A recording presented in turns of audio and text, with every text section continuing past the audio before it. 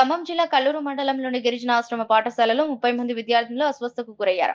ఉదయం టిఫిన్ గా కిచిడి తిన్న తర్వాత 30 మంది విద్యార్థులు కడుపు నొప్పి, వాంతులతో అస్వస్థతకు గురికాగా హాస్టల్ సిబ్బంది స్థానికంగా ఉన్న ప్రభుత్వ ఆసుపత్రికి తరలించారు. అక్కడ విద్యార్థులకు వైద్యులు చికిత్స అందిస్తున్నారు. కడుపు నొప్పి, వాంతులు ఇబ్బందులు పడుతున్నారు. అదనపు కలెక్టర్ అజయ్ యాదవ్ హాస్పిటల్ కు చేరుకుని విద్యార్థులు ఆరోగ్య పరిస్థితిని అడిగి తెలుసుకున్నారు. మెరుగైన చికిత్స అందించాలని వైద్యులకు ఆదేశించారు. హాస్టల్లో పెట్టిన కిచిడి కారణంగా విద్యార్థులు అస్వస్థతకు గురైనట్లు తెలుస్తోంది.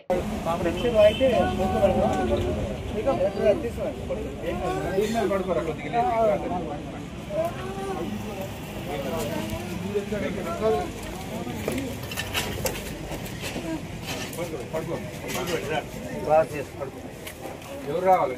ఫ్రెండా? వస్తారమ్మా, వస్తారు. పడుకోబెట్టరా పిల్లలు